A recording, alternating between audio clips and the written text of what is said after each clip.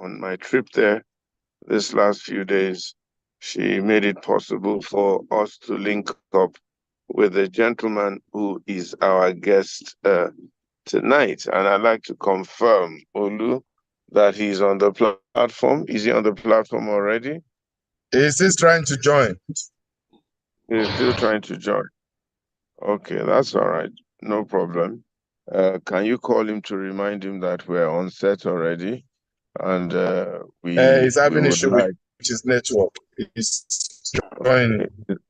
He's having issue with his network. So maybe you're going to have to speak on his behalf, Olu, because you should know everything about the topic we're trying to do. Africa Arising. You've been experiencing Africa these last few days, and you can see the challenges that we're having. So if he doesn't get on time, I'm going to ask you to give us your impression of your African adventure over the last few days and what you think we can do to turn Africa around. But there was a video or something that we saw recently, and you did want us to play it today. Are you ready for us to play that video now? Or do you want to give us an impression of what you've seen in Africa and the southern part of Africa over the last few days? Olu? I think we can play the video. Then after the video, I cannot give my impression. Culture is a place where producers of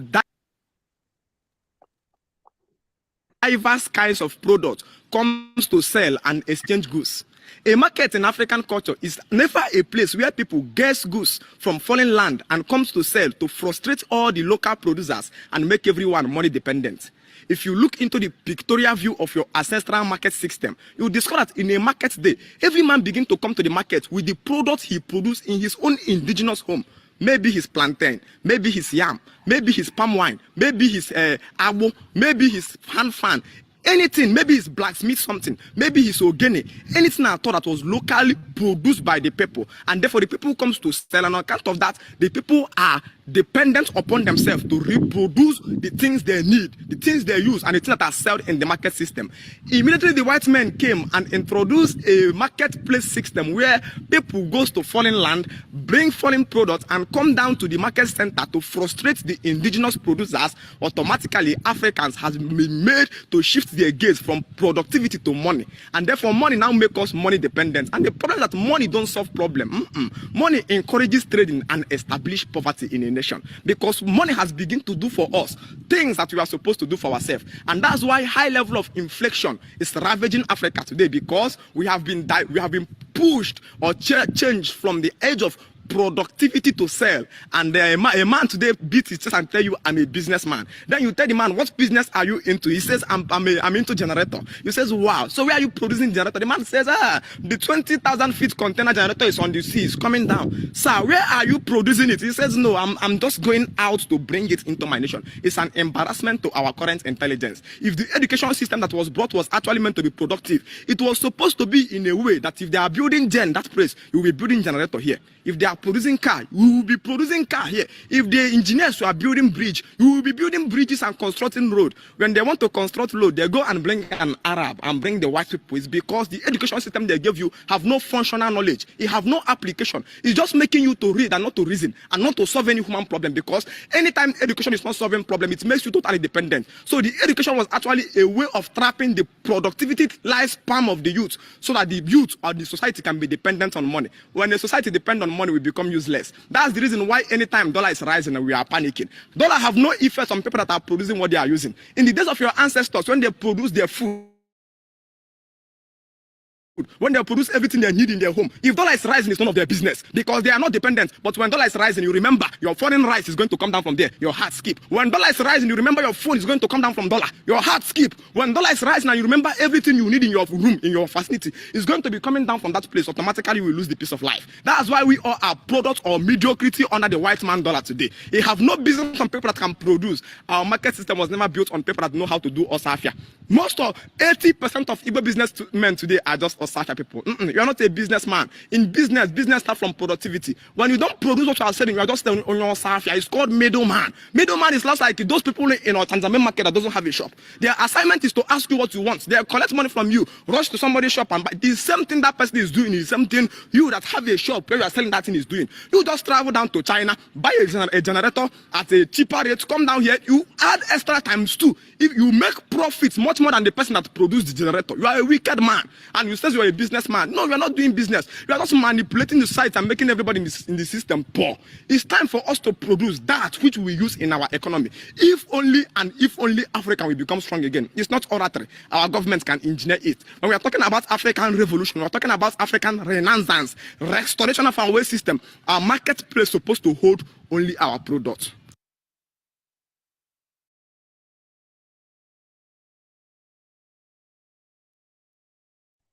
Olu, Yes, sir. it would be nice if you can give us your opinion and the explanation of what that gentleman was talking about. Can you break it down and analyze it for us? Yes, thank you so very much, Pastor. And I want to use this opportunity again to thank you openly for everything you have done for us, especially on this trip. It has been another eye-opener, and your leadership skill also for exposing people that work with you, for them to know that there's no limit to what they can become and what they can achieve in life. I really want to thank you again and appreciate your leadership skill. And our trip to South Africa, as always, is one that one cannot just shake off the feeling that development, productivity, and advancement in a nation is all about a function of leadership. I've been able to discover that the quality of your leader determines the quality of life or development that a nation will experience. And like you told us when you took us to Dubai, that you showed us on the wall that the responsibility of a leader is to make his people happy. But I'm so sad to say that the responsibility of our leaders in Africa so far is to put their people under bondage and impoverish them and oppress them with what they have themselves. At times, some of the leaders in Africa are even richer than the nation. They are richer than the nations that they are running. Having said that, what this gentleman is saying is just the gospel truth that unless Nigerians begin to live, or Africans begin to live according to their resources, what we have, we use it to develop our land, eat what we plant, and plant what we eat. If we need to do away with our cravings for Western things, Western food, Western lifestyle, we need to begin to develop our own resources for the benefit of the people of our land. So that's what the gentleman was saying. He was saying that we need to do more trading with one another. We don't need to dollarize our economy. Nigeria or Africa has no business with dollars. Don't import anything. Develop what you need to use to develop your nation, except it is very, very critical. As it is now, almost everything comes into Nigerian border. Africa has been turned into a dumping ground. Whatever they don't need in Europe or in the Western world, they bring to Africa. I even heard that China and other industrial nations, they have 3 or 4 standards. They produce a specific standard for America. They produce a specific standard for Europe. But when they are coming to Africa, they don't have any standard. Anything goes. So it now is high time our leaders begin to discuss with one another and begin to trade among themselves and between themselves that how can I strengthen your economy? How can your economy strengthen my own economy? We don't need to depend on, we don't need to dollarize our economy. We don't need to put everything that we are doing on dollar system. So today's discussion, I've been looking forward to it. I know it was going to open the eyes of a lot of people on the platform, and for us to know that there's a lot of potentials in Africa, and these potentials can be developed for the promotion and advancement of our people in Africa. For instance, now, everybody knows that no cocoa tree grows in Switzerland or wherever, but they are the headquarters of chocolate making in the world. There is no major chocolate making industry anywhere in Africa. We produce the oil is under our ground. They take it and take it on to Europe to refine and bring it back at their own cost. So they take our resources by determining the price, and they bring their own product and tell us how much to buy it again. We don't have any say. So we need to break the band or the hold of the Western world over African nation. And Nigeria has a big role to play in this place. That is why we need to get our leadership right. And we need to pay more attention to who leads us and who is in charge of our government. So that's my opinion, Pastor. And I don't want to go into South Africa space, because what I have seen here, I can still see the oppression all over the place and the suppression. But let me just leave it at this now. One of my friends I was having discussion with, he said the development that I think is in South Africa is there because the white people are still here and because they are the one that developed the place. So if it had been blacks all along, that even this development will not be here today. And that is a big slap on the face of Africans. How can we not use our resources to develop our land? So that is what we want to discuss today, how we can synergize together, how we can work together and ensure that the resources of the land of Africa is used for the progress, the development and advancement of African nation. Thank you very much, Pastor. God bless you. Thank you, Olu. Thank you very, very much. You are really sounding like an African statesman now. So maybe we're going to vote for you for the president of Africa. Olu for Africa. I'll be your campaign cheerleader. But we have our guest today on the program. His name is Isaac Nthako. Isaac Nthako is South African by origin and birth. He's one of the new friends that we have met and made, especially on this our trip to South Africa.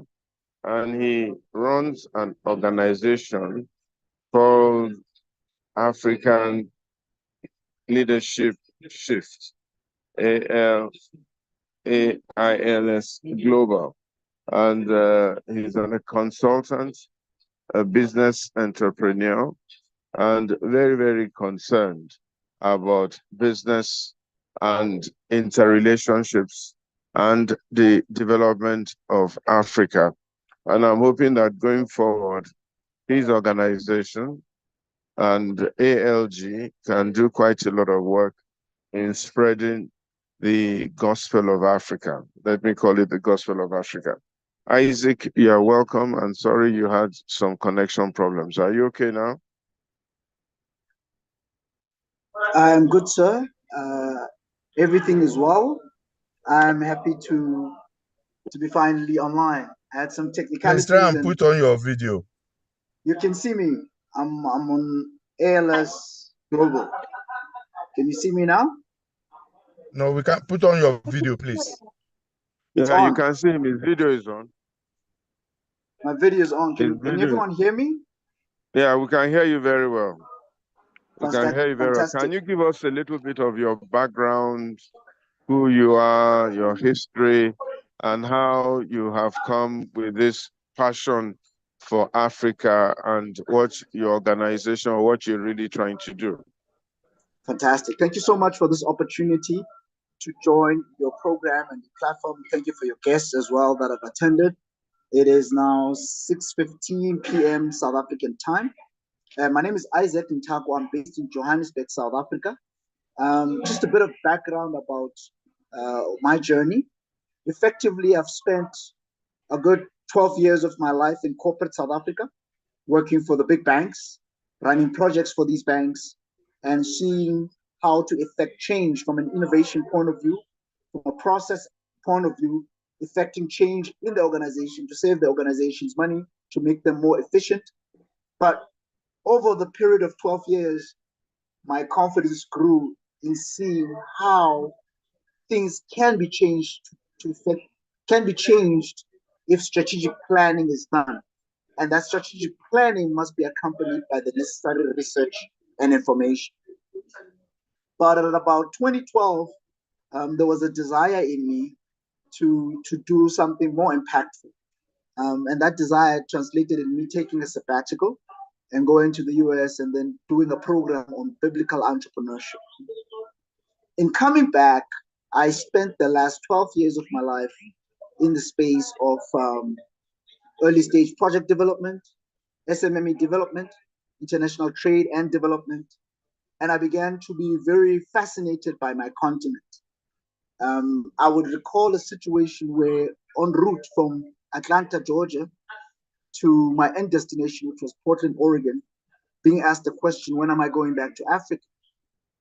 And I said to this person, I'm here to collect the knowledge, and I'm going back to my continent to rebuild. So I am very passionate about this continent and its potential. I'm very passionate about youth development. I'm very passionate about marketplace ministry. So by way of introduction, that is who I am. I am a married man. I have a daughter whom I adore. And yeah, I'm happy to connect and I'm happy to be part of this conversation going forward. Thank you so much. Thank you very much. And thank you, Isaac, for being part of this conversation. But I'm going to tell your wife that you adore your daughter more than her. So when you get home, you're on your own today. Okay. I hear you, sir. I hear you, sir. All right. Anyway, thank you so much. And thank you for all that you've been doing.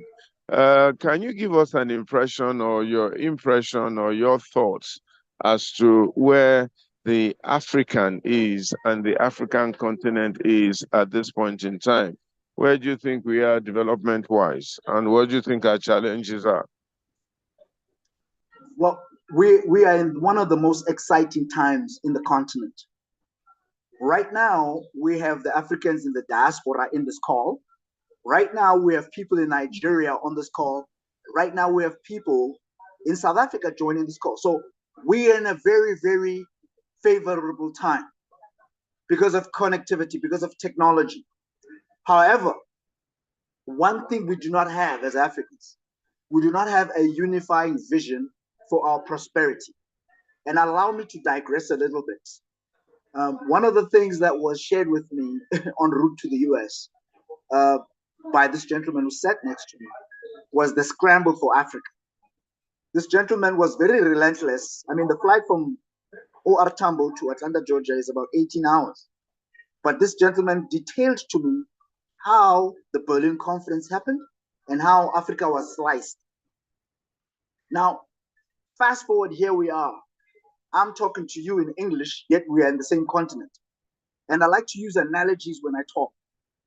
So I have to now go to England, pay for English to talk to another African. That is the extent of indoctrination. That is the extent of fragmentation. That is the extent to which colonization has forced us and our development as a continent to be delayed and derailed. So if we are going to talk about doing business in Africa, engaging the diaspora, our posture and attitude cannot be that of a relaxed person.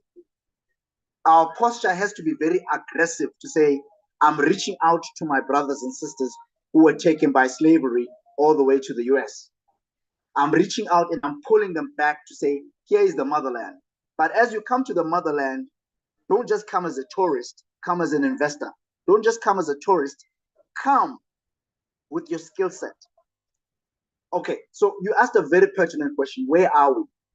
In my observations over the past, say, 15 years of working with people all over the world, particularly the African American community, when they used to come to visit Africa, they wanted to see the big five. These would be people who are in their 70s, using up their pension money, using up their retirement money to come and see the continent. And when they get to South Africa, they are surprised. Blacks are in power, the lights are on, or used to be on in those days, but things are running, things are functional. They don't have to be afraid of the police. There's values, there's respect. You know, all of the things that make us universally African are still intact in Africa. And they say this to me, Isaac, I wish I had come here earlier in my life. These, over the years, the visitors that are coming, the African American that are coming, their age group starts getting younger and younger and younger. And for me, that is a good sign, because if young people are coming to the continent, they can make generationally changing decisions. They can invest 10 years and saying, listen, I think we can do 1, 2, 3 in terms of investment in Africa. And that's going to allow me to express my gifts, my talents, and make sense of my life. Because the lives some of them are living in the US are not that desirable. They are not that normal. Now, I'll talk a little bit specifically about the African American community, because that's the ones that I'm closest when I talk, doing business in Africa. I say to them, the 100,000 USD that you are undermining, that you are buying Timberlands and popping champagnes at clubs with, when you bring it to Africa, we can invest in an artisanal mine and put equipment in that mining operation. If we club all your money together, we can do some things that are pretty exciting. And I say all of this just to set the tone, to say those conversations are conversations that are right. In my space as a development finance executive that is passionate about the continent, almost every week I'm talking to the African American community, and I'm saying, come and visit. Let that be your first trip. Come as a tourist. Come and immerse yourself into the culture. Come and see what's going on. But understand, for us to rebuild this continent, we need each other.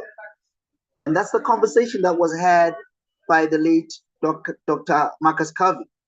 And these are conversations that have been had by the late Kwame Nkrumah, Patrice Lumumba. These are the conversations we've been having for decades. And we are now saying at this time, we can do something about it. As a family, I told my wife, I've got no business visiting France. What do I need France for? I'd rather go to Mozambique and have a good time. I'd rather go to Kenya and enjoy the white beaches in Kwale County. If I want to ski, I can go to Lesotho. There's snow there. So the narrative about the continent for the longest of time has been that the continent is the continent that is diseased. The continent is the continent that is corrupt. It is a continent that is mismanaged. And we've allowed that narrative to be managed by someone else. Brand Africa has not been owned by Africans. And I'm saying this because, okay, my computer is telling me to do other things. Sorry about that. I'm saying this because the minute as Africans we say, and we make a determination to say, these as individuals, our strategic imperatives, we must do business with each other. Private sector needs to take the lead. Enterprise needs to take the lead. Let government create the enabling environment, but us as individuals, let us make decisions to travel and to get to know our continent. And I say to myself, when I reflect on the whole thing of colonization, one of the things that I learned from O.R. Tambo, he said, you have to respect your enemy. So in this particular scenario, I would say colonizers were the enemies. They sat down and they planned to plunder Africa. They agreed not to fight amongst each other. They had terms of engagement, and they delivered the plan, because here they are still enjoying the spoils, you know.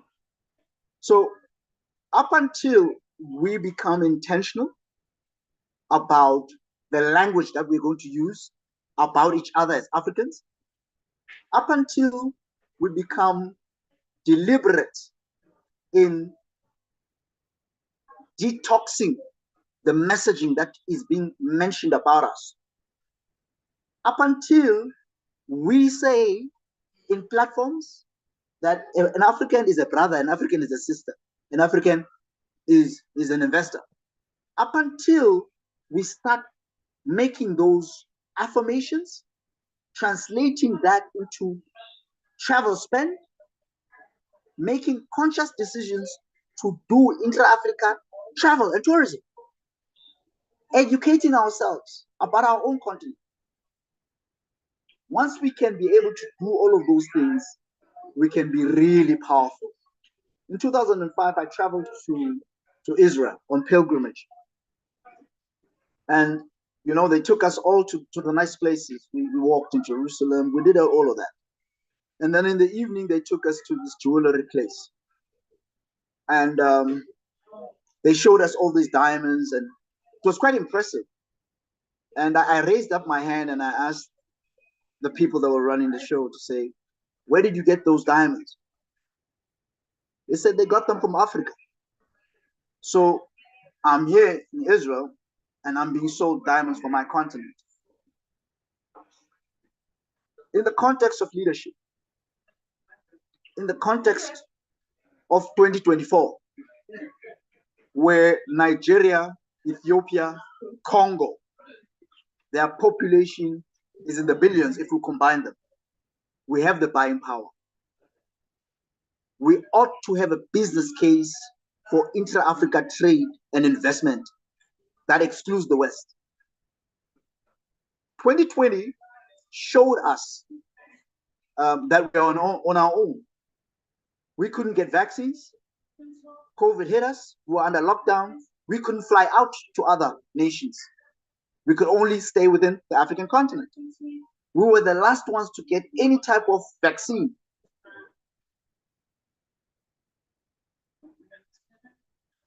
It is an imperative that as private sector, African private sector, we do a campaign of welcome, of homecoming, saying to our people in the diaspora, don't come back as bodies. Don't come back as people that need to be buried in villages. Start to think creatively about how we co-create and co-develop the continent. Intellectually, in patents, in innovation, and we'll talk a little bit about these things. But the whole thing starts with dialogue. We have to change the way we think. We have to change the way we speak. Africa is not poor. We're rich. We walk on gold. Africa is not poor. We've got fertile land. But where we lack is unity. And I think that's the Achilles heel for the continent. In summary, I am persuaded that in this new generation of African leaders, we will have African Elon Musks, provided we can create the right infrastructure from an internet connectivity point of view. We will produce Elon Musks here. We will produce the next billionaires here in Africa. The question is, are we ready to change the way we spend money? Are we ready to organize ourselves, mobilize our capital, and deploy it into startups, African startups? In South Africa, there's a mechanism of saving called stokvel, and what it means is club saving. So people are earning salaries or wages. They take a portion of that money, let's say 1,000 rands, and save it up over 12 months. and every month someone gets allotted that money. So traditionally, that's been a mechanism for people to buy up appliances come year end. They divvy up the money and buy a fridge. Every month they club the money together. But the mindset has always been about consumerism. I don't have a problem with consumerism at a point, but we have to analyze and say, as a people, we have to graduate. We can't be doing clubbing of money together so that we can buy consumables and appliances that we don't even manufacture. Back to the points and the opening remarks that were made earlier on.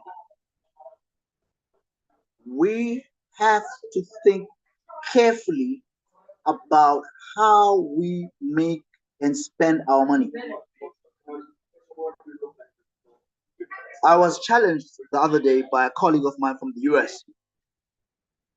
He said to me, Isaac, what is your first memory of a plaster or Band-Aid? He asked me what the color of that Band-Aid was. And I told him it was pink. He asked me, did it reflect my skin tone? I said, no.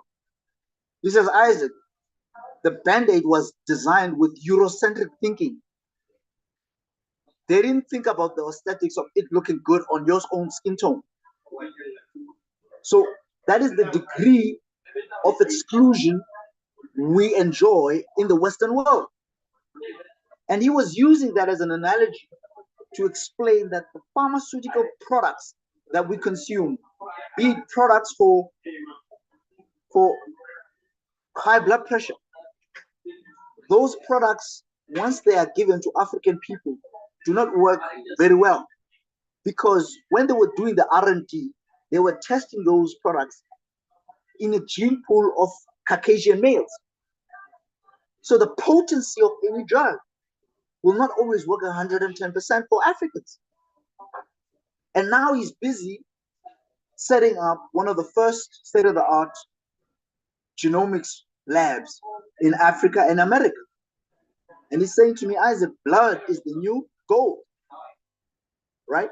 So there's an awakening happening. I talk to young people in America who used to be excited about going to Harvard. They're saying now, no, I'm not going to go to Harvard University. I'm going to go to Howard University. Because those are the institutions that were designed for Black people. I want to demonstrate Black excellence in Black institutions. They're getting offers from Harvard. They say no. They say no to Harvard. And I think there is a growing trend of people of color standing up and saying, listen, we're here. We're excellent. We're not chaotic. The wars that you are seeing in this continent, they're instigated. It's high time that we come together, have an agenda that prospers us so that Africa remains African in 100 years' time to go. A couple of years ago, I was invited to a project that was announced by the Chinese government. It's called the One Road, One Rail project. Effectively, the Chinese have mapped out the 100-year plan. How they're going to get raw material from Africa. They're going to invest in roads. They're going to invest in rail. And they're going to get that product out. They're going to process it in China. They're going to sell it back to us. China's ahead. China has taken off assets in Zambia, key assets, because they're signing deals that are not going to work for them. The debt that they're signing they're never going to be paying. The Zambian government, some of that debt, they're never going to be able to pay it off. So China takes what? The key assets, the ports. So the point that I'm making is that this is not the time for us to relax. No, this is the time for Africans to be very alert. The One Rail, One Road project is a multi-dollar project that creates a road between, I think, Zambia, Zim, but it cuts off South Africa completely. So that the goods that they're getting, they can ship them out, I think, out of Beira or something in Mozambique. The question then becomes, what is the African Union doing? Well, if the African Union is getting money from the European Union, there's your answer. You can't bite the hand that feeds you. So we can influence and develop leaders that are going to be resolute in defending the African agenda. And that means investing in talent, investing in human capital, educating our young people to help them understand what it means to be an African. I was saying this to my wife the other day. I was saying, everywhere I go in the world, there's always a museum for Holocaust. Even if there were no Jews affected in that part of the world. There's one in Cape Town, big building, multi-million rand building, I might add. But I don't see an influx of such structures that talk to issues of slavery, that talk to issues of black pain. Why is it that black lives are cheap? When I went to and lived, I lived in India in 2002. When I lived in India, I saw Indian architecture everywhere. I saw Indians reading and writing in their Sanskrit, dressing in Indian attire from head to toe, eating Indian cuisine the whole day. You switch on the TV, it's Indian. Everything is Hindi or Gujarati or Tamil, depending on where you are. These are over 1 billion people. Of course, they have their challenges. You can't have a grant system for 1 billion people. It's never going to happen. So what do you have? You have a level playing field where everyone wants to get up in life. So their productivity levels are high. They work 6 days a week. Saturday is a full day. School is 6 days a week. Saturday is a full day. Everyone works. From child, I saw women working in the construction site. That's India. Poor as they are, I dare you, everyone eats and sleeps in India with a full stomach. Why? Because they've brought down the price of production of food. India makes their own cars. You can't come in as a foreign company and want to be 100% and operate in India. It doesn't work like that. You have to, it's by law. You have to work and partner with an India company. 50-50, that's how it is. So the Indians have rejected colonial and Western systems and have accepted those that work for them. They've thrown out the bathwater, but they've kept the baby. Africa needs to do the same. Africa needs to understand that we have the biggest land, we have the best climate, we have all the minerals. We need to hold hands. I sit down and I analyze things. And I have conversations all the time with my brothers and sisters from all over the continent. And one of the things I ask myself is, where does the term xenophobia come from? I don't have it in my native language. I speak Xhosa, Zulu, Sotho, and Tswana. I've never seen that word in my life. Then I ask myself, who created that word? And if that word was created, what was the intention behind that word? So if Africa is united and Africa begins to sell beneficiated goods to the rest of the world, the rest of the world comes and begs to Africa. We become free. The world doesn't want to see that picture. So it's up to us as a people to change the way we think, to dominate the conversations in the boardrooms, to steer the direction. And when someone says, no, South Africans are xenophobic, you say, no, that's a lie, it's propaganda. The word xenophobia does not exist in any South African language. It was concocted somewhere in Europe and superimposed. It's propaganda. Divide and rule. If Africans are divided, the West eats. These are the realities that we are facing. And this is not the time to be relaxed. There must be a sense of urgency in deploying and equipping marketplace ministers, business people that are Afrocentric, that are Pan-African, that understand what it means to have a product from primary agriculture to agro-processing to retail and employing our own. Look, till today, I've not seen any money. We talk reparations all the time. I've not seen any money being given to blacks or Africans for slavery, for apartheid. Nothing. But we are seeing development finance. We are seeing development finance. I'm wrapping up in 1 minute. We are seeing humanitarian aid. We are seeing humanitarian aid. So as Africans, we need to take back our pride and say, we don't want aid. We want trade and investment as equal partners on the table.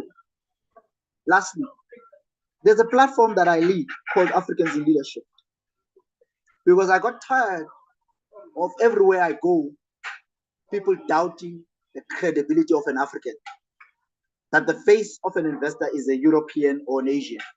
I got tired of that. I want to take South Africans to Nigeria to do business. And every time I say that, people are uncomfortable. They say, no, I'll get scammed, I'll get robbed. I say, you can't say that. So I said to myself, instead of allowing that narrative to perpetuate, let me seek out luminaries that are African, that I can interview and showcase. Because remember, the Eurocentric mindset for investment is what is in the land. And the Afrocentric perspective is, tell me about the people of the land. So if I'm taking Africans across Africa, I need to talk about the people that are doing well in the continent. So since 2020 to 2023, I've interviewed about 10 people. Some of them are captains of industry. Some of them are academics. Some of them are, there's one woman, first African-American woman to earn a PhD in electrical engineering. Last year, I interviewed the former president of Mauritius. Why? Because we need to dominate the spaces. We need to dominate aggressively the spaces so that people understand. Because when colonization happened, it wasn't just political. It was a number of systems being at play. It was the commerce first, backed by the politics. But lastly, it was spiritual. Cecil Rhodes talked about conquering Africa from Cape to Cairo. Cecil John Rhodes was a Freemason.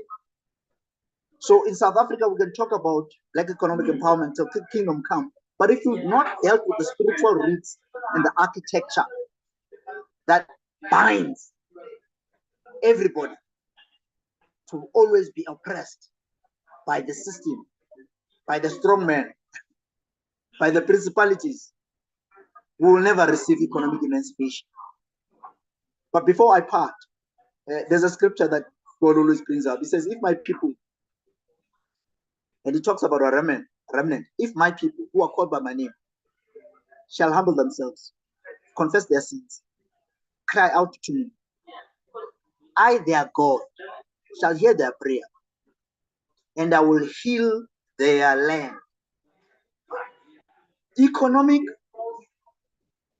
prosperity is very spiritual. Many of the people in Africa are embracing foreign deities, foreign spirits that allow for oppressive systems to be employed. So the rich between the rich and the poor, the Gini coefficient ratio, that number is the highest in Africa, in the world. South Africa has the highest Gini coefficient, which is the gap between the rich and the poor. Because the forces that drive the economy of this country are diabolical. So the rich will become ultra rich and the poor will be ultra poor, perpetually, unless a people arise. And I want to submit to you that this platform and other platforms must arise, but it cannot just be a dialogue. It has to be followed up by tangible steps that involve trade missions, that involve investments, that involves business, intentional business between South Africa and Nigeria. And I mentioned these two giants intentionally. If South Africa and Nigeria get their story right, the rest of Africa will align. Nigeria was the last country to sign the Africa Free Trade Continental Agreement. And I think Nigeria signed it about 2 years ago, after long debates. I'm saying, from a policy point of view, all the states that have agreed, all the countries that have agreed, are ushering a dispensation that will allow for trade to happen with ease. But we cannot wait for the politician to wake up. We, as people who are enterprising, need to crisscross this continent, build the bridges like we are doing right now. Be intentional in finding out what business can we do. And in closing, there's a scripture that God brings to my mind and spirit. After the Holy Spirit had come down, believers began to do mighty works, going around. And the Bible says they shared everything that they had, and none amongst them lacked. Now, none amongst them lacked does not end with bread. No, it can't be. Because the disciples at the time were marketplace people. So it must be that they shared business ideas. They shared strategies. They helped each other in business.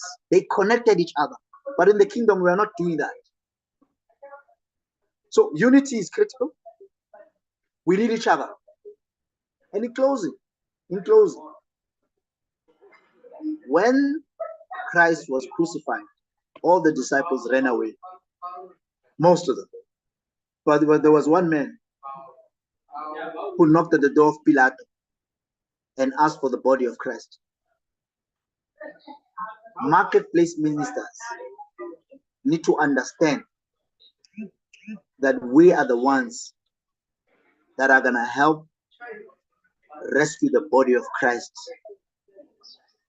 with resources, with wisdom, with networks, with strategies, with unity. Thank you so much.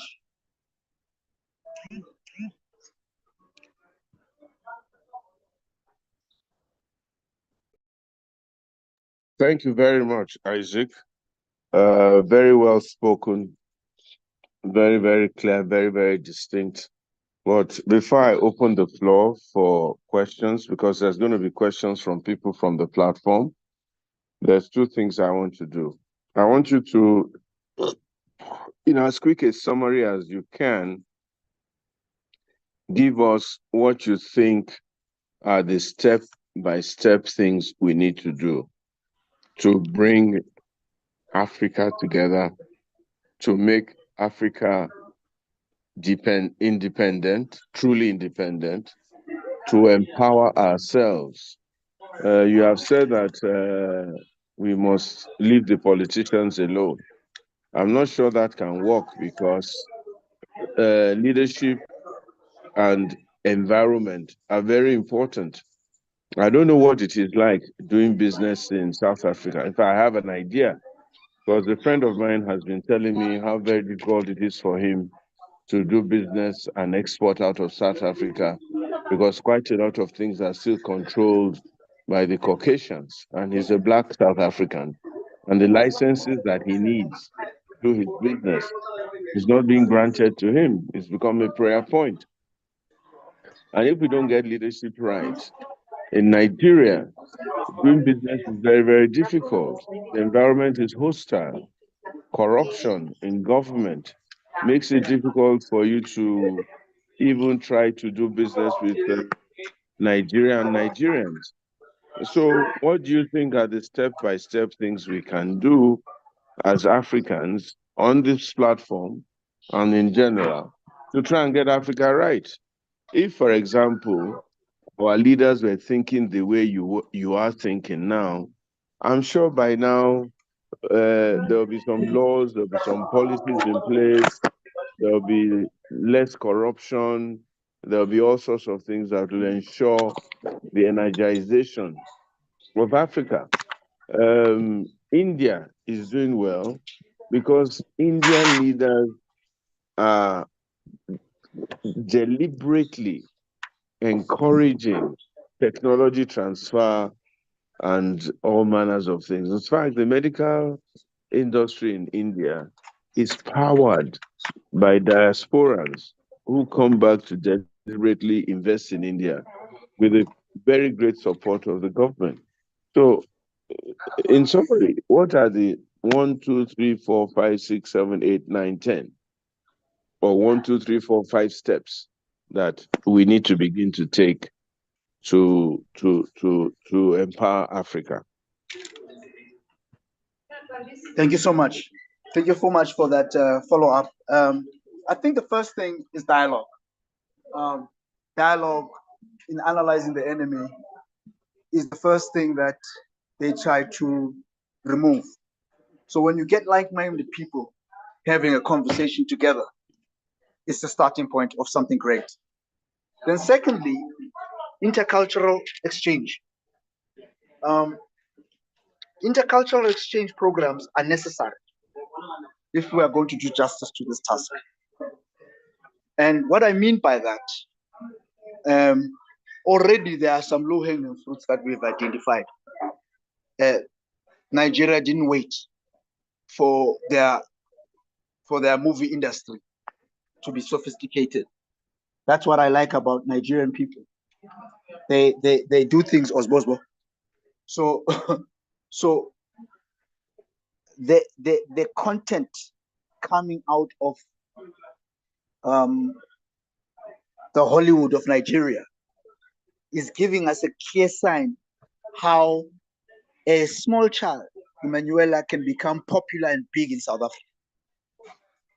We are always wanting major infrastructure to have impact and influence.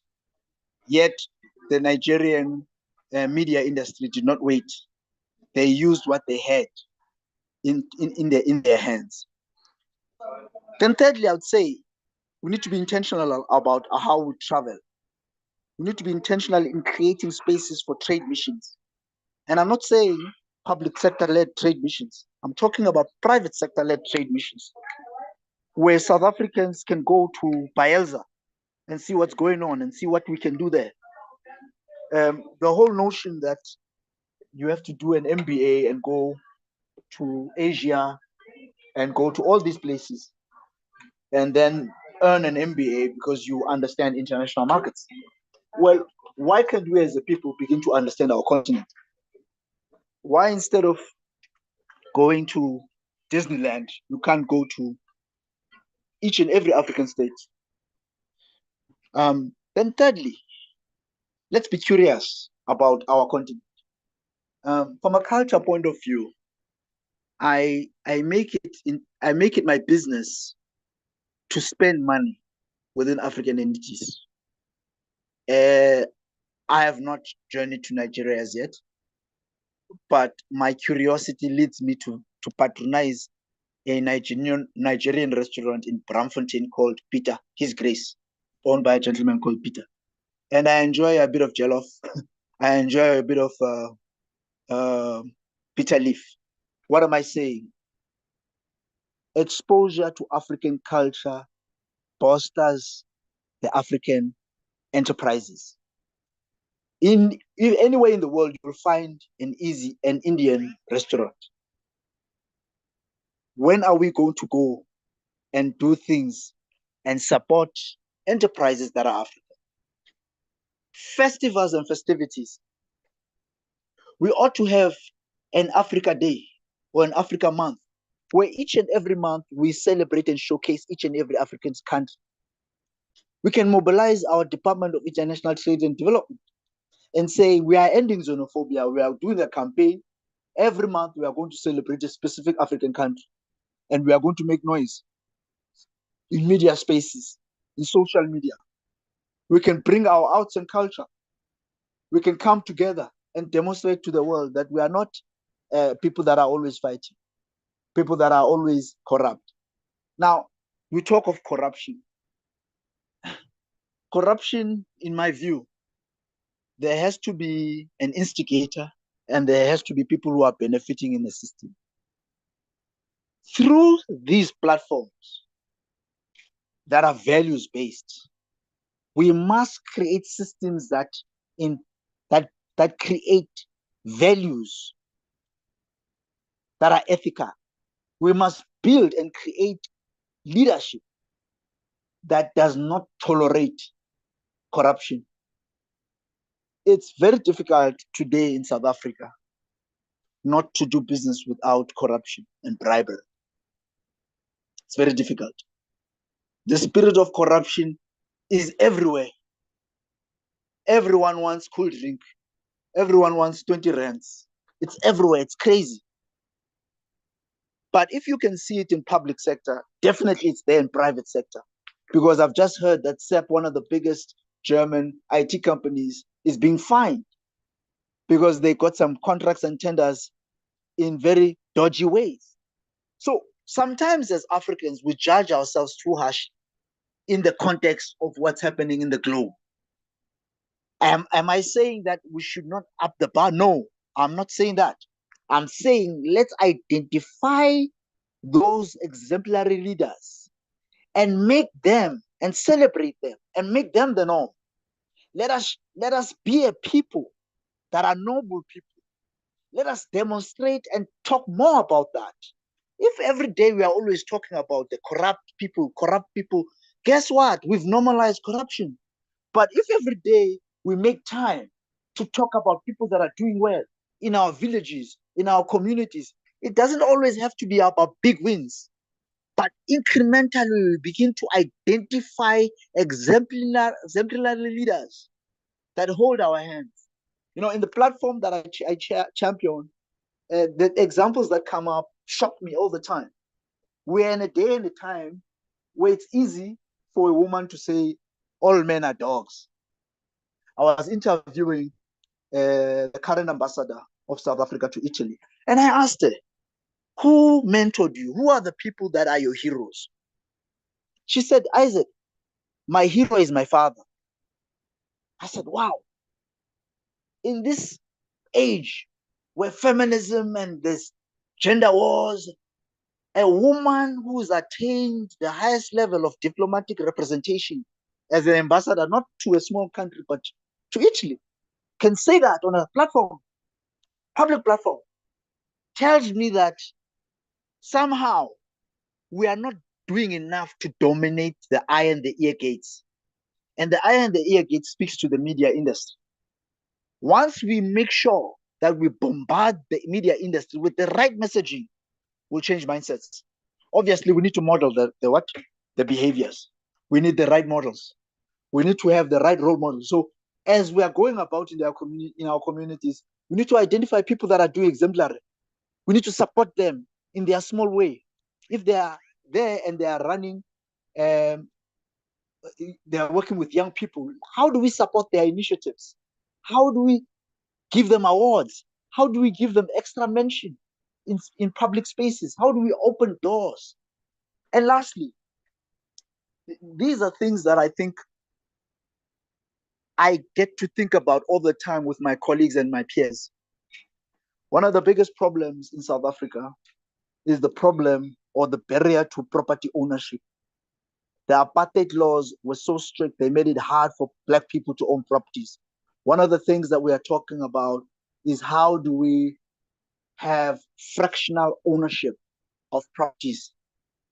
Meaning, instead of paying over a bond over 20 years, and you have to qualify for this bond, you have to earn X amount of money.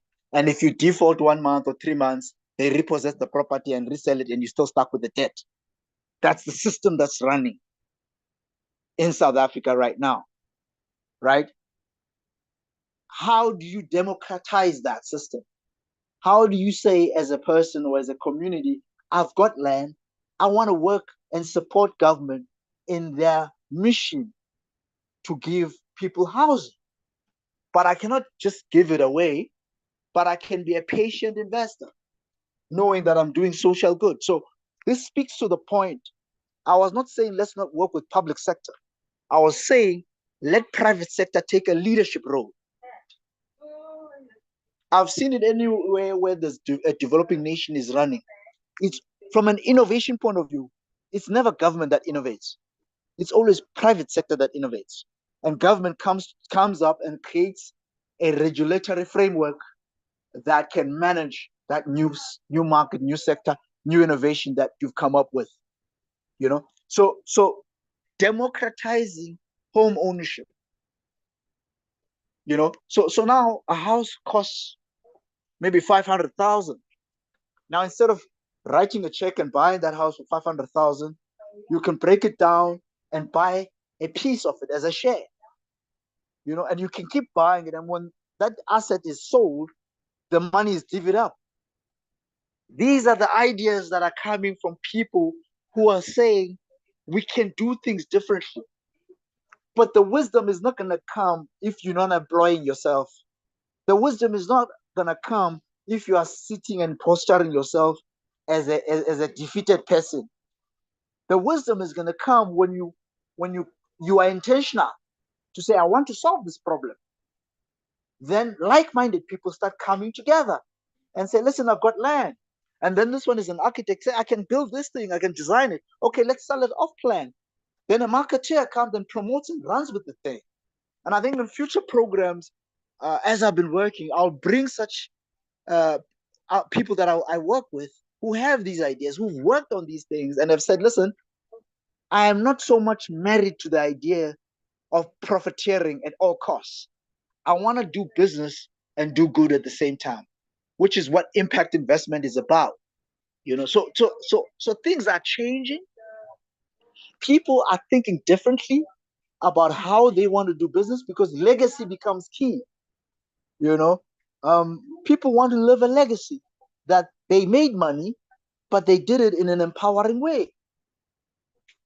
So I hope I'm sharing. I think there were some points that maybe I may have left out. If you could just jog my memory. But I think the last point that you had made was about working without government. I hope I've clarified that. We need government. We need government, but we need to co-labor with them. We can't wait for them. We need to sit side by side and say, this is how we can solve this problem. They need to create an enabling environment. They need to create a policy framework that can allow for the innovation and the thinking and the ideation and the energy of the community to run with things. So I think there's a lot that can be unpacked. I'll pause. If there's points that I may have left out, please remind me. I want to make sure that I tackle each and every point. No problem at all. I think we can run with the concepts and the ideas that you have put forward and all that. We're going to go into questions and answers now. I don't know if Minister Sonny is on the platform for him to conduct that. But before we do that, I'd like Reverend Shade Fashidemi to make a few comments on this subject matter, if she has any. She was the one who facilitated our meeting with Isaac. Shade, do you have any comments? Do you have any one or two quick points you want to make? Yes, just a very quick point is that we need an enabling environment all over Africa. The private sector can go so far. We can do a little here, a little there, but the real speed is when we come up with corporate level or government level plans in every African nation. The same way China said, here is a plan for 100 years. Where are the planners for the African nations? If they can have a plan, the 200 million people will run with it. If we have a plan in South Africa that makes sense, 60 million people will be running with it. We'll wake up in 10 years, we're closer. In 20 years, in 30 years, it's a done deal and a reputation that the rest of the world will look at and say, this is a major economic force. And it will be done nation by nation but the collaboration is the best. I know we already have a nice collaboration that's working for South Africa under BRICS, but we need more. And I think on that note, I'll rest and allow the floor to take up more questions. All right, very good. Do we have anybody with any questions for Isaac this evening? If you do that, please raise up your hand electronically so that we can pick you up and we can begin to ask him some questions. Maybe I'm going to ask Isaac the first question, and that is to tell me in a very deliberate way how we can begin to get a certain caliber and quality of leadership in Africa. What does he think we need to do? If you have your questions, please lift up your hands electronically so that we can take those questions. Isaac?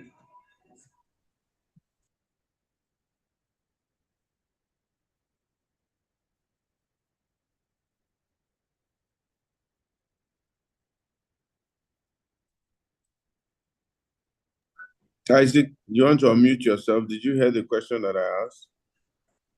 Sorry, can you just repeat the question again? Yeah, my question was, how can we deliberately in Africa begin to ensure we get much better leadership than we have right now? What are the steps we should take? I think capacity building through conferences, through dialogue, to having discussions and deliberations at an intellectual level, to include academia, to demonstrate to ourselves that we have it in us, that the systems of corruptions are not part of who we are in our DNA. In South Africa, we talk of Ubuntu. Now, Ubuntu is a value that says, Umtu ngumtu ngabantu. That means you are a person because of other people. That means you will do what is good and that which you would done unto you. And it takes a village to raise a child. So that is the highest level of values that can be articulated by an African within the South African context. We need spaces for capacity building to remind ourselves of who we are. We need conferences. I think those are two major points that I think I want to share. What is the other space? What is the other question? No, I'll just yield the floor to other people now. Funke Awolowo has a question. I think Yemisi's hand is also raised. Peter Eze and Marcella Wilson, okay, who is calling in from America. So can I please ask all of them to ask their questions one after the other? Isaac, please note those questions or comments, and then you are going to respond to all the four after they've asked. So Funke, please go ahead.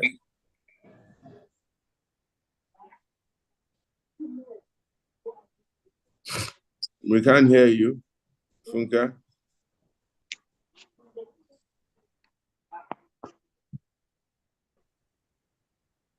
Maybe she's gone off. Okay, Yemisi, can you ask your question? Yes, thank you, my dear brother, Pastor Itwa Ighodalo. Thank you for bringing this breath of fresh air onto the platform. Mr. Ntako has made some really potent points in terms of the African Renaissance, so to speak. My question, having been involved in a lot of the interventions over the years regarding the African agenda, but even the global agenda, I was there when we fashioned the MDGs that have become the SDGs and the rest of it. My question to my brother is, how can we Because before you have conferences and all of this dialogue, you need to put a document together that says, this is the vision for whatever it is we want in Africa. You need to have detailed strategies around it. You need to popularize it. You need to have it in all the languages of the participating countries. So I would love to have your ideas, because if this is going to work, it has to be something that is going to be sold to the people, not just the leaders who may or may not follow as they have done in all the other agendas we have developed. There's an agenda 2030. There are so many agendas out there. Now, how can we have a document that we can sell to the people in very simple terms, with clear strategies that will garner the support of the African people worldwide? Thank you. That's my question. Thank you so much. Your points were so encouraging in terms of the fact that we have people like you who are thinking along these lines, who are thinking of the spiritual renaissance as well as the economic and other areas we need to work if we want to get Africa out of its position of being the crybaby of the world rather than the leader. Africa is the cradle of mankind. This is where the first human beings were born. Why is it that we can't get our act together? We can't get our minds out of our, where it is at the moment. Why is it we are not leading? And people like you give me some hope that we can do it. Thank you. Thank you very much, my dear sister. Funke, can we have you now?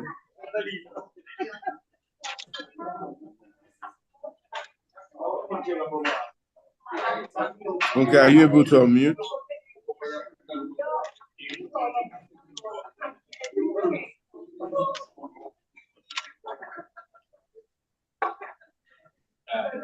We can't hear you. You are muted. Please speak.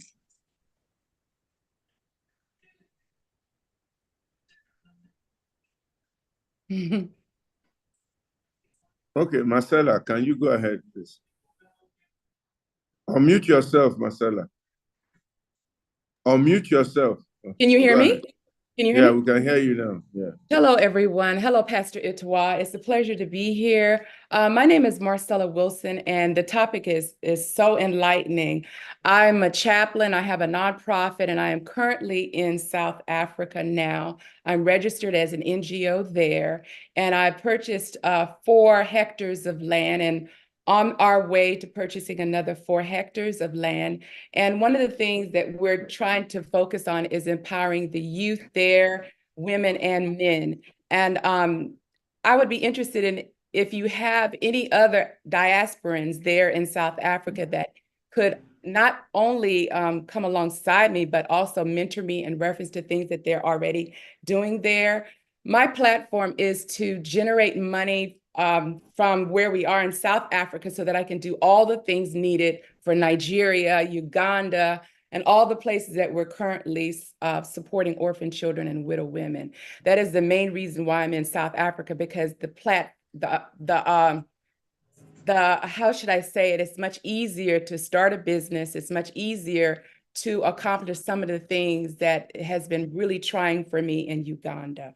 So my question is, do you have connections in South Africa of other diasporans that would like to form a committee or get together and talk about how we can formulate ways to generate money to help Africa in unity? All right, thank you very much, Marcella. What part of South Africa are you in right now? Johannesburg. Interesting. You know, I'm in Johannesburg right now as I'm speaking. Yay! I'll be going back in September. So I have a project started there. I'm thinking about a lodge of some sort or a Christian retreat facility that people can come, pay money, for the nonprofit so that I could do the things I'm doing in Nigeria, Uganda, and all over Africa. Yeah. All right. So a friend of mine right here says that there's a foundation he thinks you can work with, and I'll be putting him in touch with you so that you and him can talk. He's also based in Johannesburg. Where in Johannesburg are you? Actually, I'm 25 miles outside of Johannesburg. So we're in the De Deer area where there's a lot of need there. And I'm considering purchasing the land next to the property we already have. I'm praying about it, you know, and it's difficult sometimes being a woman working in Africa. Sometimes they don't take you as serious as if you were a man. So there's some challenges, but hey, we've overcome quite a few so far. No problem. Fikayo will get in touch with you and we'll take it from there. All right. I think somebody else had their hand up. They were asking a question. Funke, are we able to get you now? Or you are still having difficulty with your voice? Okay, let's go to Peter Eze very quickly. Peter Eze, your question or your comment? All right. Thank you very much, Pastor. And I'd like to thank the speaker very well. So mine is a blend of a comment, but most importantly, asking question, especially because I love the juxtaposition of the two countries, Nigeria and South Africa. Buckminster Fuller has this quote. He said, "You never change things by fighting the existing reality. To change something, build a new model that makes the existing model obsolete." I remember hearing the speaker say something like, we've dialogued enough. We don't need more dialogues. I think there's something I see play out, especially I can speak for my country, Nigeria. I don't know much about South Africa. We've got great intentions, but we're expecting our government to implement. The truth of the matter is that our governments are stone deaf. Our governments are driven by their greed, by their avarice, and their need to, acquire. They are not hearing. They can't hear. They are dull of hearing. That's on one part. The other part is, I think the people who probably come from the same generation with the generation that are currently plundering our nation, who have great and good intentions, and they exist. I mean, ALG is a typical example. One of the things they've got to understand is that they need to step out of their generational thinking. And I say that with every respect. From their time, it's expected that government and leadership should do certain things. But Buckminster Fuller says you've got to build something parallel that will over time make what currently exists look obsolete, right? So my question is, how do we begin to come up with platforms? So, for example, what Marcella is doing is amazing in South Africa, but she can't do it as an individual because you can't fight as an individual. You can't fight a system. It has to be system to system. So she needs a backing of an institution. She is an individual. She owns a foundation, quite all right. But if you look at an institution like an ALG, an institution, you can't shoot ALG. ALG is an entity. It's broad. It's big. But for ALG and related platforms, thinking that they want to prepare roadmap and send to government, I'm sorry, it's like a waste of time. The government can't interpret it. They've lost it. God at some point said to David, "You cannot build me a temple." Now, if David had proceeded in that project, he would have wasted his time. He said, it's not for your generation again, right? You need to prepare the materials for your children's generation to do that.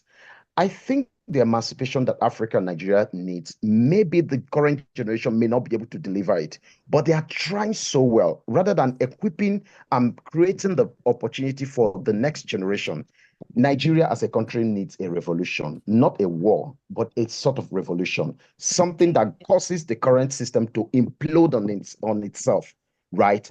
That needs to be caused or created by another generation, maybe a generation that never knew war, and maybe a generation that never knew slavery, that didn't know that there is something called colonialism. Our current generation right now, there's still some bit of holding back. So my question is, how do we organize to build parallel structures, almost as though what exists doesn't exist, without necessarily disrespecting what exists or violating it, but building something parallel in structure. And how do we use that to empower people? For example, I'm looking at a Marcella, like she's in Nigeria. How do we overlay this big institutional structure so that should anybody in the system get angry and they want to shoot her, they can't get her. They will shoot at as a system, and you can't kill a system. That's why in Nigeria, juju doesn't kill the governor or the president. I'm sorry, Marcella, you don't know what juju. Juju means charm. But if an individual violates, trespasses your land, you can use juju to kill them. But Lagos State just demolished a whole estate called Aboki Estate, and no juju had killed them. So if a Marcella had a plan to clear Aboki Estate, they might get her. But if there is an institutional system overlaying what she's doing, I think that's what we need. Operating as individuals with all the good intentions can work. Operating as an entity, thinking that we can submit a good intention to our government is tone deaf. They can't hear it. How do we activate and run as parallel structures and use what we already have, right, to get what we desire? So that's my question to the speaker. And he can use a few analogies in South Africa. And I love these two countries, South Africa, Nigeria, great giants. So please, that's my line of question. Okay, Isaac, you have those four questions. I would like you to respond to them very, very quickly, straight to the point, so that we can take another set of questions before we Thank you so much. Thank you so much. We spoke about documents, a document that can be adopted by all Africans as a vision for economic emancipation. I think we've documented and we've had many associations and many unions.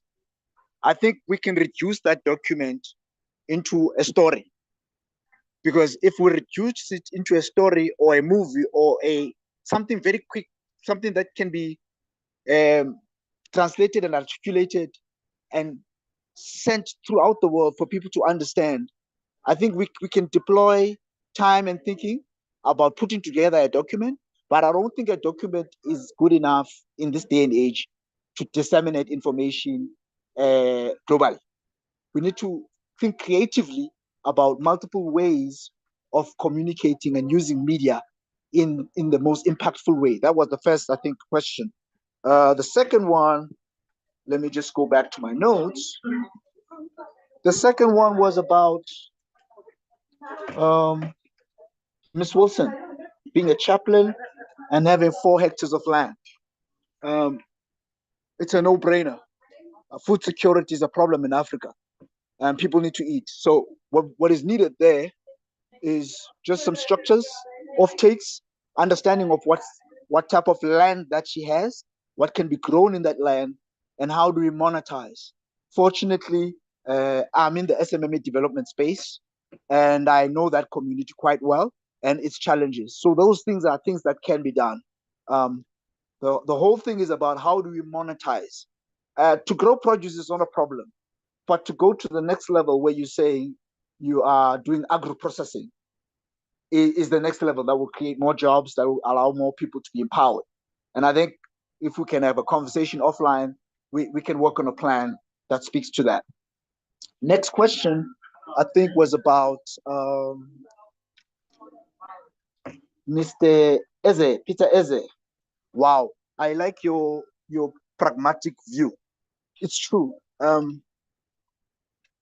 If we're going to wait for government, nothing is going to change. I'll say it and I'll repeat it. If we are going to wait for government, nothing is going to change. The youth of 76 in South Africa, I'll bring it back home, took to the streets and said no to a law that said we will write matric, which is school leaving qualification, in Afrikaans, which was a foreign language. They said no, and they created a revolution that led to the people uprising and creating the freedom and ushering the freedom that we have now. So I think it's good that we have government, but they can't take the lead. We need to understand, just like God had Joseph, just like God had Daniel, we need to raise these people up. Others are going to be the presidents, but others are going to be advisors to the presidents. I can challenge you right now. Within this call, we've got strategies, we've got plans, but we are all working in silos. We need to come together and say, what do you have in your script? What does God put in your heart? What is the vision that you have? What are the assets that you have? I think if we can take that deliberate step, like Ms. Wilson has done, to say, I've taken the time to fly out of the US, to be in South Africa, to buy land, steps, but in a space where we can share. One of the things that I'm thinking of is actually having a portfolio of projects that we can list and say, these are the initiatives that we can run to create additional revenue streams and create jobs. This business of waiting for government to do things for us, it's never going to help. It's never going to work. I challenge you now. When a government official is sick, they don't go to a local hospital. They fly out to Europe to get treatment. So this notion that we are going to be saved by this government, it's not correct. What is correct is to understand that as a body, the government, we are the government. We are the ones that must come up with plans and strategies, because the effects of bad leadership will be borne by us. So we need to take charge. We need to take leadership in our respective spheres and say, in this sphere of media, I'm going to make sure that I find the creme de la creme leaders. In this sphere of agriculture and food security, I'm going to make sure that we are food secure, so that the prices are not inflated and the poor cannot access food. In this sphere of healthcare, I'm going to make sure things are done right, so that people are not infected and are not so that their life expectancy is extended and their healthcare is right. So I'm saying we need to change our minds about leadership. We need to change our minds about governance. No one is going to help us. We must come up with a plan. We are the people that must come up and craft these strategies, come up with these plans, finance these projects. I challenge you. During lockdown, people were spending money and buying booze illegally. I don't know how much money was spent. But if those people had a clear plan and they could redirect that money into useful projects, oh boy, we would have a different picture in terms of job creation. Almost all of us have phones right now. But where are those phones made? Made in China. Or South Africa has been making cars for how many years? The skill set to make cars exists. We have taxi industry that is very, very, very successful. If we are going to always wait for government, nothing will happen. South Africa can have their own line of CIRs, quantums, these are taxis that take people and ferry them around. We don't have the political will. And I'm saying it is the wrong paradigm to expect government to do right for the people. It's idealistic. The people must defend themselves. The people must have self-determination. They must innovate. They must solve their problems. As we do that, come together. As we come together, help one another. Help, for instance, now that we are in this platform, I've got some people that we can talk to, and we can organize an offtake agreement with some of the biggest produce buyers in this country. So the question of monetization and visibility of a farming project is sorted out in a conversation. Remember the biggest thing, collaboration and communication. That's why I'm saying, let's not undermine the power of coming together. This is big. The fact that you've left whatever that you were doing to come together and to be with like-minded individuals to think about the future of this continent is a powerful thing.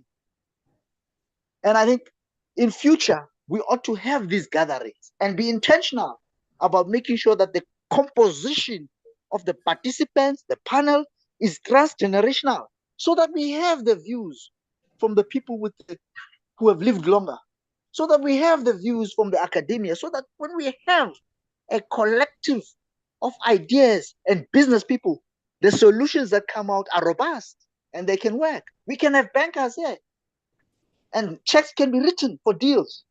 So I don't want us to think that we don't have everything or have what it takes to solve our problems. No. The only thing that Africa lacks is organization.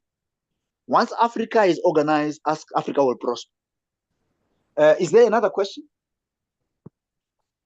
I think those are the questions for now. So what I'm going to do is to ask Juliet to unmute herself and ask a question. I think Funke has left the platform. I can't see her anymore. So Juliet, please ask your questions. And if anybody else has any question or comment, you can raise up your hand electronically and then we can take those ones. Thank you. Okay, good evening, my president. Good evening, the guest. We thank you for what you're doing.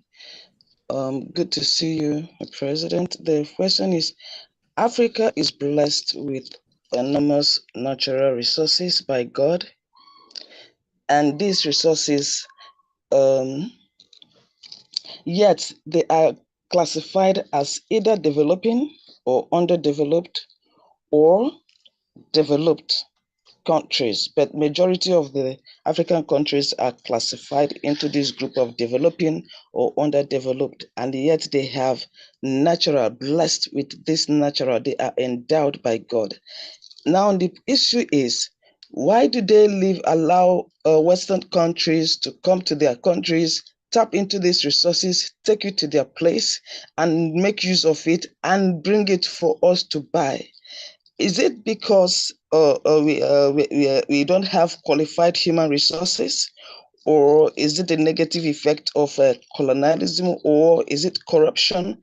I don't get it. Why is Africa, especially Nigeria, why are we here?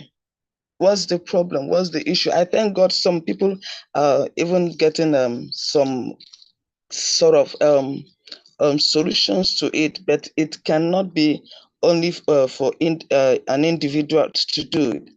Westerners in their government, they were involved, and that is why they have a boom economy. So what is going on in Africa? Why is our government not involved? Thank you. Thank you very much. Do you want to take that question very quickly? And I'm going to be calling on Jumoke Aki-Taylor, one of our vice president in America, who is handling our diaspora engagement, after you've taken the questions, to give us her perspective as to what we have been doing in diaspora and how diaspora can engage and empower, engage and empower Africa, or what her thoughts are. But let's take Juliet's comment. Isaac? So it's political will. It's purely political will. Government has a responsibility to create an enabling environment that creates prosperity. As I mentioned and I cited India. India has positioned itself as a country that says, we've got a problem, no one is going to help us, we've got 1 billion people. So which laws are going to work for us? That's what India said. So in India, they understood that they needed to empower their people. So if, for instance, you've written a book and it's a John C. Maxwell book, you will walk around the streets and you'll find that book easily available as a copied book. What am I talking about? I'm talking about the culture and the attitude of patriotic upliftment as a people. Our African governments have not gotten to that level. I'm seeing it in Rwanda. I'm seeing it in Rwanda. It's happening in Rwanda. I was there 2 years ago. I am seeing the heart of Rwandans. People are wanting to come up in life. But when you look at the laws, when you look at the agreements that have been signed with respect to innovation, with respect to manufacturing, with respect to pharmaceuticals, many of the policies are not empowering Africans. They're not. Raw material leaves Africa and is being beneficiated elsewhere and is sold back to Africa. What is that? We talk about the problem of Europe not having cocoa.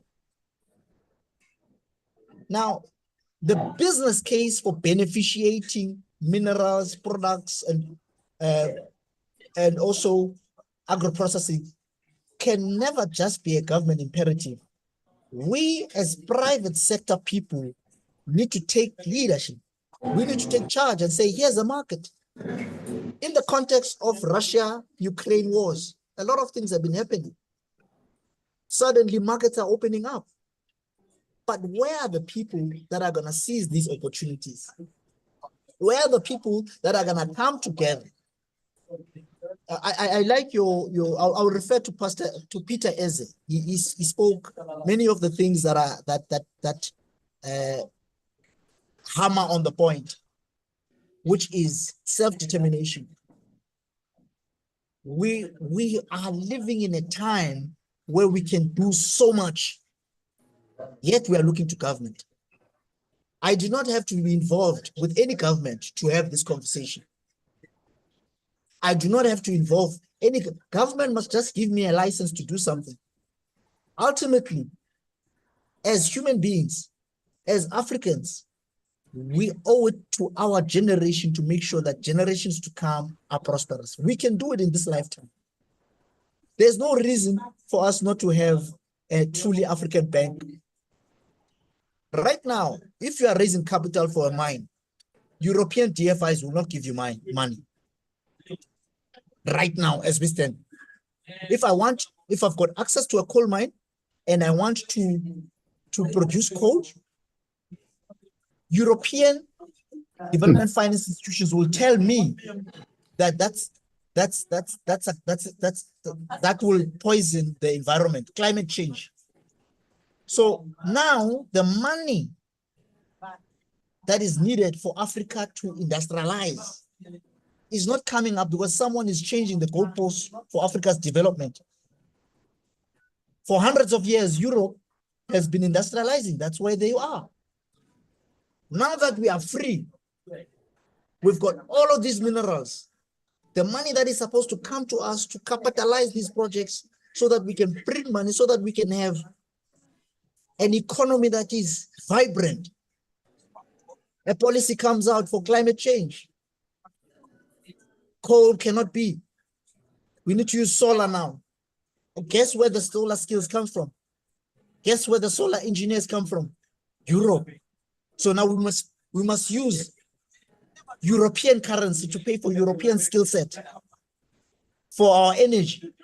Yet we've got coal. In the middle of that, Germany turns around and says, well, you know, this is not working for us. We're going back to coal.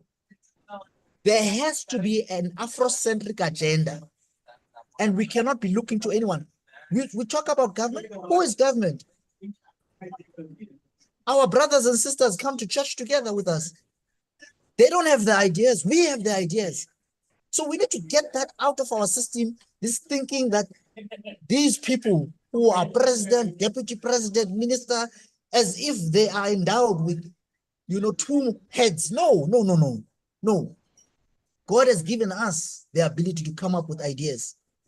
And we should trust ourselves when we are organized, that we can come up with solutions, that we can come up with strategies, that we can come up with businesses, that we can come up with innovations, that we can come up with things that will shift and create new industries. Then we go to government and say, here's where you are. Come and cut the ribbon. We can't go and ask them to help us. No. They have to create an enabling environment. That is their role. We have to guide them in terms of policy. So if the best thing I can do in this talk, as we are pointing at government, realize that four fingers are pointing back at us. We have everything.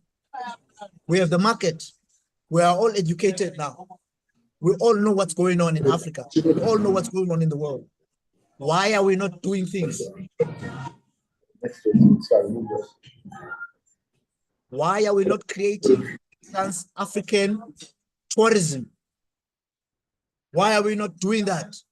I know the African American community has been coming to South Africa, but if we could make shows about how great South Africa is, how great Zimbabwe is, will people not come? People will come, pay a fraction to enjoy the beautiful seas, the beautiful beaches in South Africa, Cape Town, Port Elizabeth, Knysna, at a fraction of a dollar. And we can do that. That's just one venture that can come out of this conversation. We can do that. So we have lawyers here, I'm sure. We have We have corporate people here. We have everything. The problem is that we are not organized. We're not organized. That's the problem of Africa. The Europeans had the Berlin conference. We have not had an opportunity to have our own, call it Lagos, Lagos conference. Lagos conference. Or maybe that's what we're having now, the Joburg conference. Yes, sir. And it's going to change things. I'm not hearing you, sir. You are muted. You are muted.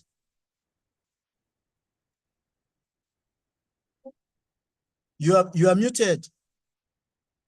Pastor, you are muted. I was saying that maybe we are beginning to have our own Joburg conference right now, and maybe we'll take it from there. We need to begin to round up because time is a little bit against us. I'm going to be asking Jumoke to give her comments on what Diaspora should be doing, and then thereafter I'll invite her to ask you to give your closing comments, and then she can close this meeting. Jumoke, over to you. Good evening, everyone, and thank you, Isaac, for that very insightful discussion. So at Tri-Africa Empowerment Foundation, we have the diaspora pillar, and part of what we've been doing so far is really trying to expand the network and build a coalition with the different diaspora organizations. The challenge we have, let me speak from the Nigerian diaspora and then we can take it to the African diaspora, is really having a united platform of voice where we come together and be able to do that. And one of the ways that we're looking at is having a forum such as this. It's the diaspora perspective, where we discuss issues on our home countries and then again offer resolutions or recommendations on how those issues can be addressed. And it would also help with reversing some of the brain drain. And the second thing we're looking at ALG is to help facilitate transition, or like Marcella had just mentioned that she's doing some work in South Africa. For those that want to do business in Africa or in Nigeria, we want to be that middleman that helps you facilitate your business, whether it's registration, whether it's oversight, whether it's ensuring there's compliance and doing due diligence. And on another front, we're working with IOM on developing a strategy for just like a transition for those coming. You know, we have the Japa syndrome right now. So some kind of assimilation program to help those that have left the shores of Africa, making their homes in making their homes in the diaspora community. How do we help them integrate? So there's a lot of work that we're doing at the moment, and it's in the planning stages. But I think the first, what we are calling the low-hanging fruit, is the conversation on the diaspora perspective, and we can issue a position statement on critical issues like you had mentioned, and then how do we engage the international community to collaborate with them on some of this work that needs to be done. I think one of the things that we also discussed during some of our meetings is there are a lot of projects that are being sponsored or financed by international organizations, supposedly for the benefit of Africa, but we don't see those projects. We don't see the effect of those projects. So it seems like there's a lot of money being sent to Africa as aids, and what is it doing? So we're working with a group of other, I would say, advocates for Africa, for the good of Africa, to look at the money and where the money is going and the benefit it's doing, if there's any benefit to us as a people. So those are some of the efforts that we are working on at Tri-Africa Empowerment Foundation. We're registered in the US as a nonprofit organization, and so that gives us the opportunity to collaborate with other organizations. And I think advocacy is also important for us. How do we build a strong network that can advocate for policies that benefit Africa, not the ones that hurt Africa? We haven't really been at the table to influence some of these policies. So we want to look at how we can do that, how we can be sure that foreign policies that are being enacted for Africa, we have a critical look at it, and then we have input to some of those policies as well. So it's a lot. It seems like a lot of work, and it is a lot of work. And so those are some of the efforts that we're working on. I don't know if there's anything else. We working with a few organizations here in the US and in the UK, but I don't see any of them here. But we would definitely be giving you an update as time goes on. Okay, so I think that brings us to the end. Thank you again, Mr. Isaac. Thank you, Reverend Shade, for this connection, and I'm sure you'll follow up with him on the next steps. So can we have your closing remarks, please?